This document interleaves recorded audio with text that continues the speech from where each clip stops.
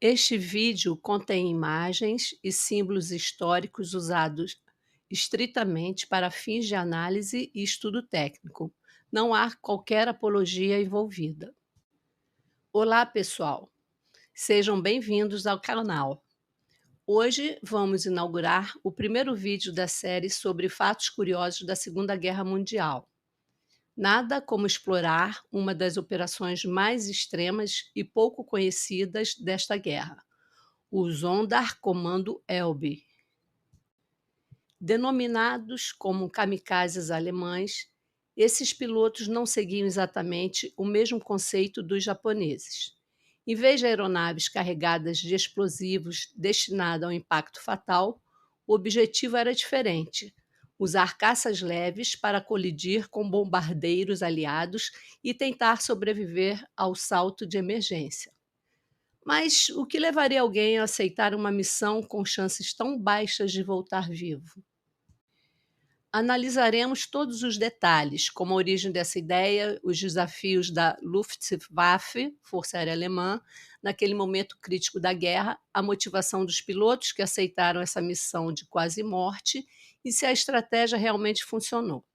Além disso, vamos desmentir algumas informações erradas sobre o Sonderkommando Elbe e entender por que ele foi diferente dos kamikazes japoneses.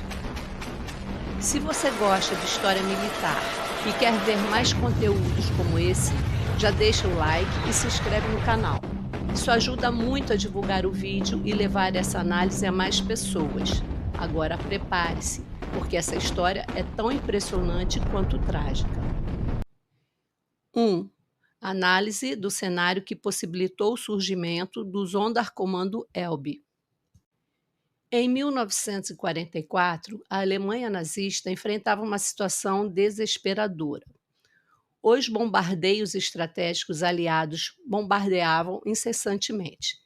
De dia, os B-17 e B-24 americanos reduziam cidades e indústrias a escombros.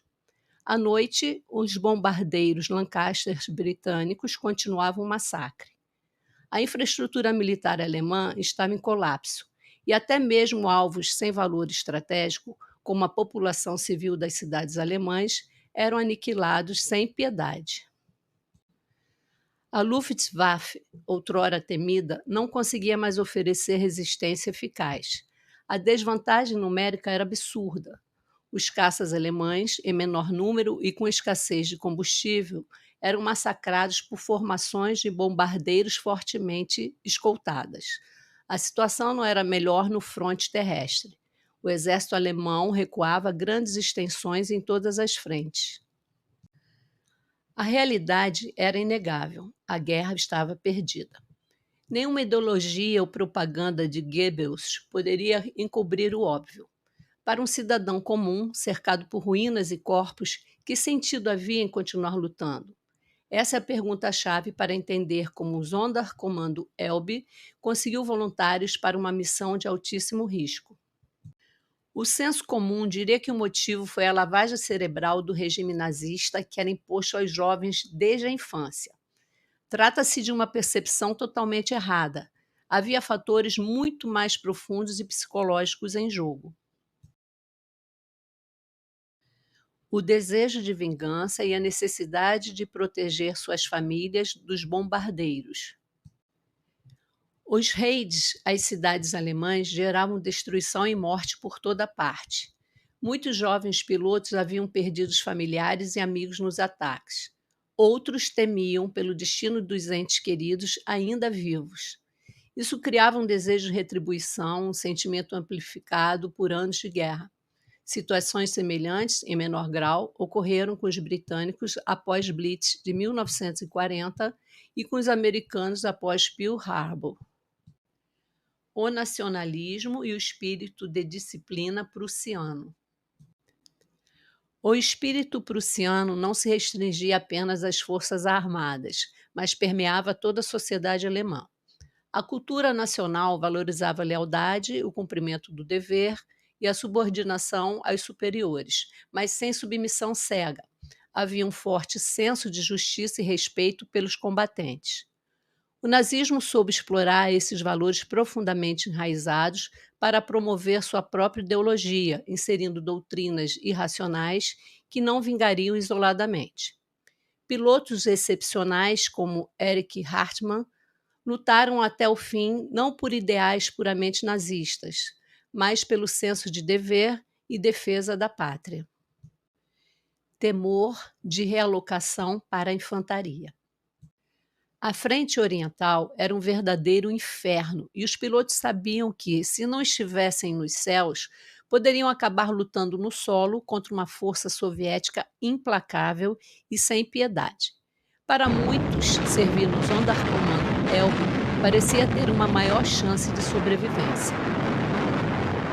Diante de tudo isso, fica claro que a decisão de se voluntariar para uma missão quase suicida não foi motivada por ideologia, mas por uma combinação de fortes fatores emocionais e práticos. Agora, lanço a questão a vocês. Se estivessem nessa situação, sabendo que suas cidades estavam em ruínas, sua família em perigo ou mortos, e que não haveria futuro caso o país fosse derrotado, seriam voluntários ao Sonderkommando? Diz o que fariam nos comentários. 2. A origem do Hans Toss. A ideia de destruir bombardeiros colidindo contra eles não surgiu no Japão, dos samurais e dos kamikazes, como muitos imaginam. Na verdade, a técnica Hans Toss, ou colisão violenta, já havia sido usada décadas antes na Rússia. Em 1914, o piloto russo Pyotr Nesterov executou o primeiro ataque aéreo da história usando essa tática, colidindo seu avião contra um biplano austríaco. Ele não sobreviveu, mas abriu um precedente. Durante a Segunda Guerra, os soviéticos aperfeiçoaram a estratégia. Chamavam de Taran e usavam contra os bombardeiros da Luftwaffe. Em 1941, Viktor Talalishin destruiu um Heinkel HE-111 com seu Polikarpov I-16 e sobreviveu. No decorrer da guerra, o comandante da Luftwaffe, Goering, enfrentava diversos fracassos um atrás do outro. Em 1944, desesperado para conter a invasão aliada da Normandia, ele criou secretamente uma unidade de ataque suicida para bombardear alvos estratégicos. O plano envolvia caças Focke-Wulf FW-190 carregando 1.500 quilos de explosivos. Mas Hitler, furioso ao saber da iniciativa, ordenou sua imediata suspensão.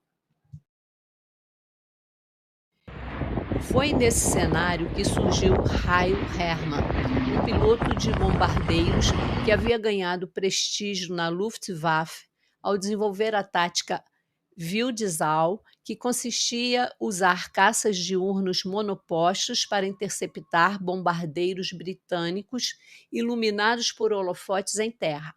Sua ideia agora era reviver o conceito do Taran, mas com caças leves colidindo contra os bombardeiros americanos. Porém, existia um obstáculo. O Generalleutnant Adolf Galland, líder dos pilotos de caça, Galland rejeitou o plano imediatamente. Ele sabia que um ataque desses contra formações de bombardeiros fortemente escoltadas seria um massacre. Além disso, duvidava das habilidades de Hermann, um piloto de bombardeiros sem experiência real em combate diurno de caças. Em resposta, desafiou Hermann a liderar o ataque no ar e não do conforto de uma sala de comando. Mas Hermann tinha uma carta na manga. Ele e Goering pertenciam à mesma geração de pilotos de bombardeiros e compartilhavam uma rivalidade com os caçadores que ganhavam cada vez mais protagonismo na defesa do Reich. Goering já havia cometido erros catastróficos na guerra e tentava desesperadamente culpar os pilotos de caça como bode expiatório. Para isso, removeu Galland do comando e colocou Dietrich Peltz, outro piloto de bombardeiros, em seu lugar no comando de defesa aérea, que deveria ser ocupado por um caçador, e não por um bombardeiro. Decisão brilhante. Tirou um herói carismático caçador para colocar um companheiro, atitude típica dos regimes esquerdistas. Com Gallant fora do caminho, Hermann finalmente conseguiu a aprovação para formar o Rankommando Elbe. Hitler, em um raro momento de lucidez, condicionou o projeto à existência de um número significativo de voluntários. Mais de 2.000 jovens se apresentaram, a missão foi autorizada. A inteligência americana sabia do plano desde 1944, mas resolveu desconsiderar. O alto comando aliado avaliou o impacto psicológico negativo com os pilotos de bombardeiros se divulgasse a possibilidade de emprego deste tipo de ataque. O objetivo alemão era simples: forçar uma pausa temporária nos bombardeios aliados por pelo menos 4 a 6 semanas, ganhando tempo para que a Luftwaffe reorganizasse suas forças e colocasse mais caças a jato ME-262 em combate. Mas este plano ignorava um fator essencial: combustível. A Alemanha já sofria com sua escassez e com a baixa qualidade do combustível, algo que comprometia desde a formação de novos pilotos e o desempenho das aeronaves, principalmente dos movidos a motores a pistão. Mesmo atingindo este efeito desejado, nunca mudaria o curso da guerra, já que em abril de 1945 o Terceiro Reich estava em colapso iminente perante a esmagadora força dos aliados. 3. Recrutamento e preparação. Em 8 de março de 1945, os líderes de esquadrilha receberam uma ordem ultra-secreta para a seleção de voluntários para este comando especial. A seleção foi brutal. Apenas os jovens entre 18 e 20 anos, com menos de 50 horas de voo, foram considerados. Os mais experientes, excluídos. O motivo? Eram essenciais na defesa com técnicas convencionais, ao contrário dos novos, que sofriam pesadas baixas, pagando pela sua inexperiência e preparo deficiente. Mesmo sabendo que suas chances de sobreviver eram inferiores a 10%, mais de 2.000 se voluntariaram. Apenas 300 foram escolhidos. O treinamento começou em 17 de março e durou até 4 de abril na base aérea de Stendal, sob o comando do major Otto Konck, outro piloto de bombardeiro, sem experiência em combate diurno de caça, junto com Raio Hermann. Em suma, os instrutores não tinham nenhuma vivência em interceptações de alta velocidade contra formações cerradas de bombardeiros acompanhadas de numerosos caças de escolta. Com o combustível escasso, não havia como praticar as manobras de colisões nos Bf-109. O treinamento foi quase totalmente teórico. As aulas teóricas enfatizavam a abordagem do ataque: mergulhar de grande altitude por volta de 10.000 metros e mirar em 3 áreas críticas dos bombardeiros. A primeira era a seção da cauda, onde estavam os estabilizadores horizontais e o leme. Destruí-los tornaria o avião incontrolável. A segunda, as nacelles dos motores, que abrigavam não só os motores, mas também os tanques de combustível altamente inflamáveis. O impacto ali poderia causar uma explosão instantânea. Por fim, o cockpit do bombardeiro com seus pilotos, embora fosse um alvo mais difícil e perigoso de acertar. Atacariam sozinhos e, se sobrevivessem, fariam tudo novamente. Maior que as instruções técnicas, os pilotos passaram por intensa doutrinação. Conhaque, cigarros e chocolate eram distribuídos para aliviar a tensão. Discursos e filmes de propaganda os preparavam psicologicamente para a difícil missão. Ao término do treinamento, os pilotos foram divididos em Gruppen e subdivididos em Staffeln, deslocados para bases próximas ao ponto de interceptação, prontos para a ação chamada de Operação Werwolf, lobisomem. 4. Seleção e preparação da aeronave.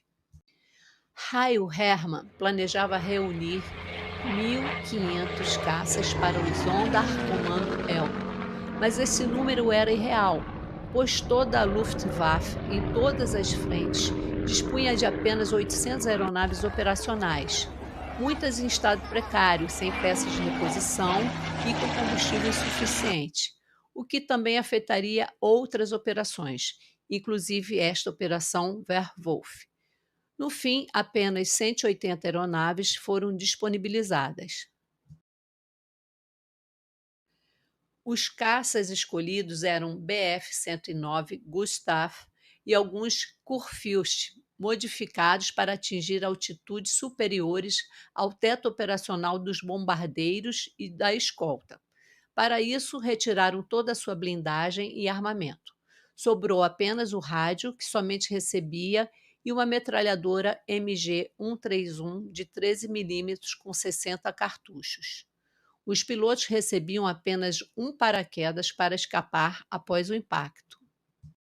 5. Operação Werwolf. Em 7 de abril de 1945, a operação teve início com a decolagem de aproximadamente 120 aviões do Grupo Hauptvogel, subdividido em 3 Staffeln do Rankommando Elbe, não os 180 inicialmente planejados, devido à falta de coordenação. O alvo era uma formação de 1.300 bombardeiros aliados B-17 e B-24, escoltados por mais de 800 caças P-51 Mustang e P-47 Thunderbolt. Para proteger os aviões do Elbe, a Luftwaffe mobilizou 59 aeronaves de escolta, incluindo Me-262 e FW-190, mas em números insuficientes para confrontar a força aliada. Após a decolagem, a estação terrestre alemã transmitiu incessante propaganda com uma voz feminina, incitando os pilotos a pensar em suas famílias nas cidades bombardeadas, apelando ao idealismo para os jovens voluntários. A operação foi marcada por graves dificuldades logísticas e técnicas. Os aviões do Sonderkommando Elbe estavam equipados apenas com radioreceptor, o que impedia a comunicação entre os pilotos no campo de batalha, complicando ainda mais a coordenação da missão. O céu estava congestionado, principalmente de caças aliados, e a falta de experiência dos pilotos alemães resultou em confrontos caóticos.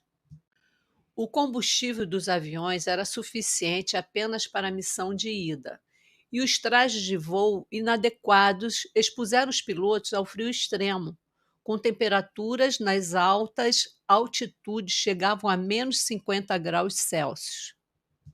Seus comandantes, Major Otto Konker e Hail Hermann, estavam seguros e confortáveis em terra, total covardia e falta de liderança destes.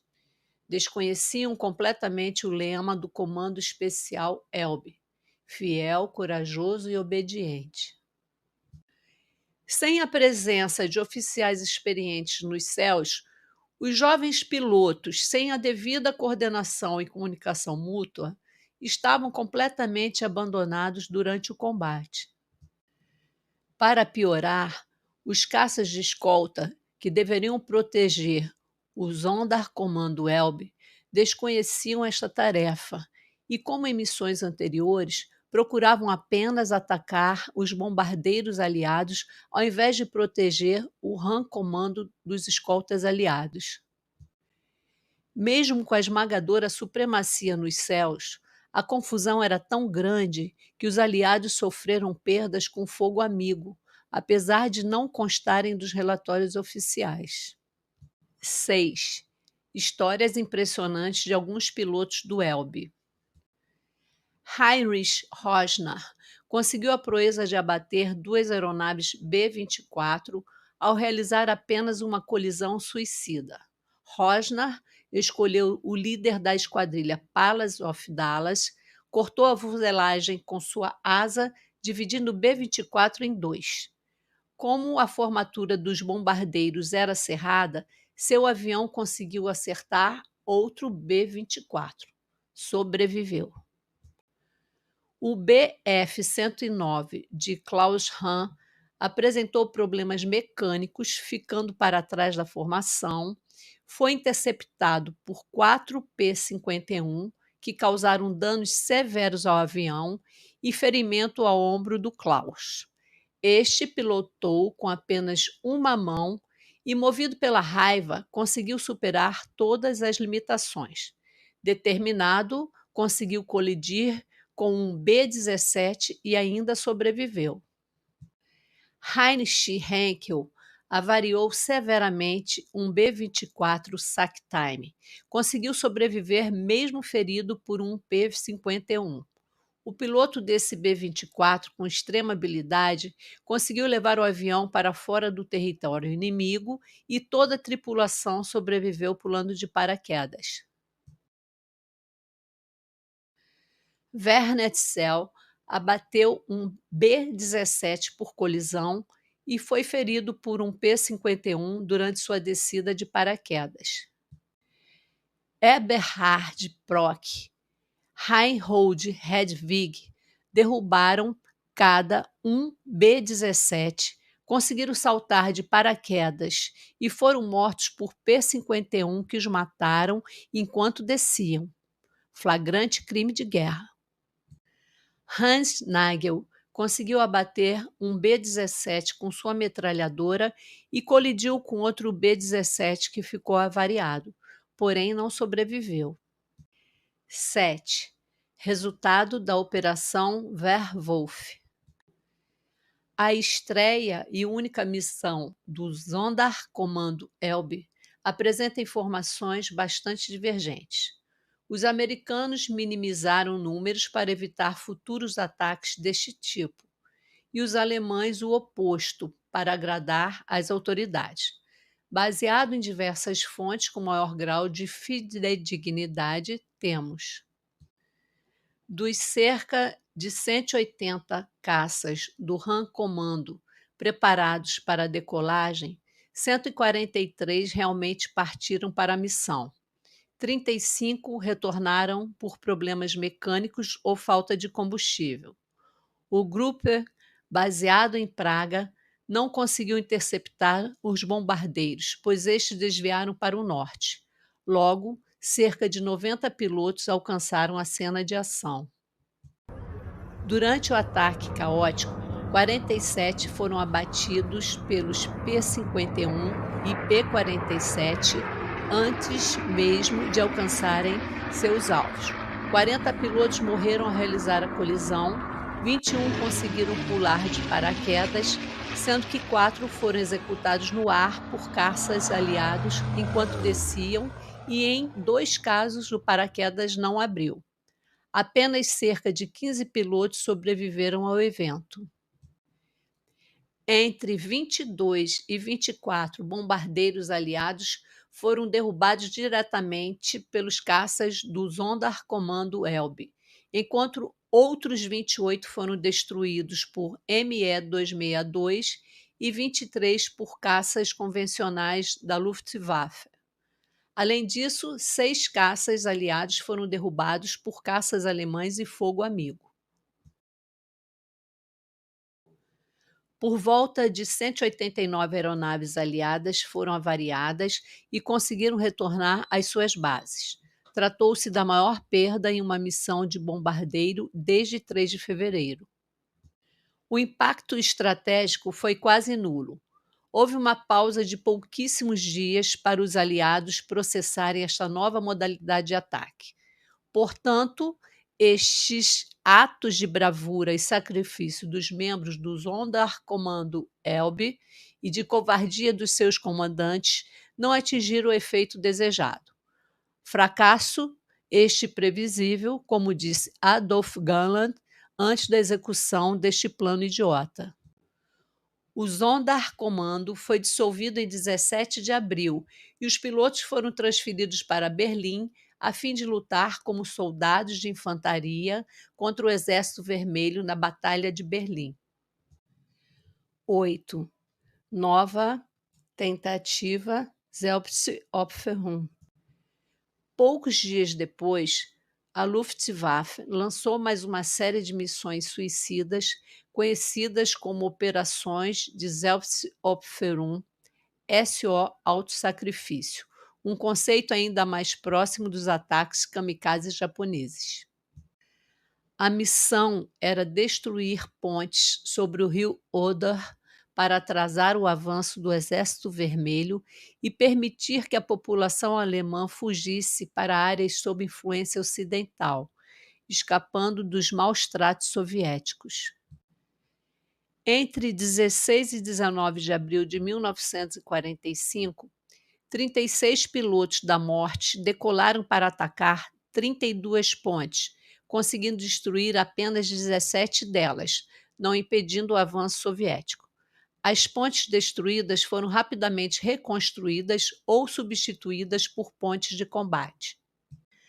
O Kampfgeschwader KG-200 Leônidas esteve envolvido nessas operações, utilizando diversas táticas, incluindo caças carregados com explosivos e aeronaves Mistel. Neste sistema, um bombardeiro Ju-88 modificado era fixado a um caça, normalmente um FW-190. O caça era pilotado e controlava o conjunto até a proximidade do alvo, onde o Ju-88, carregado de explosivos, era liberado em um mergulho final. No entanto, esta configuração tornava a aeronave menos manobrável e mais lenta, sendo um alvo fácil para a defesa inimiga. Além disso, houve tentativas de usar a versão tripulada da bomba voadora V-1, o Fieseler Fi-103 Romeo Heisenberg, testado pela piloto Hannah Heitsch. No entanto, esse conceito nunca foi usado em combate devido à sua ineficácia e desperdício de vidas e recursos. 9. Homenagem. Ao norte de Bockelskamp, no município de Weinhausen, perto de Celle, há uma pedra memorial dedicada aos pilotos do Sonderkommando Elbe e do Comando Bienenstock, unidade especial de sabotagem atrás das linhas inimigas ISO. Esse monumento foi erguido por ex-membros dessas unidades como forma de homenagear seus companheiros caídos. Longe da ideologia nefasta nazista, a homenagem reflete os valores prussianos de dever, disciplina e honra que guiavam esses jovens pilotos em sua luta desesperada pela defesa de sua pátria. Enfim, o Sonderkommando Elbe é uma página sombria da história, principalmente demonstrando o quanto que o ser humano está disposto a sacrificar seu semelhante por motivos fúteis e torpe, aliado à incompetência dos seus comandantes. Encerrando o vídeo com as sábias palavras do maior piloto de caça da Segunda Guerra Mundial, Erich Hartmann. A guerra é um lugar onde jovens que não se conhecem e não se odeiam se matam entre si, por decisão de velhos que se conhecem e se odeiam, mas não se matam. E aí, o que vocês acharam? Conheciam esta técnica extrema? O que vocês gostariam de ver aqui no canal? Deixem suas opiniões nos comentários. É muito importante para melhorarmos nossos vídeos. Fez Ulisses pra gente? Like, comentário, compartilhamento, inscrição no canal? Obrigado e até o próximo voo na Segunda Guerra Mundial.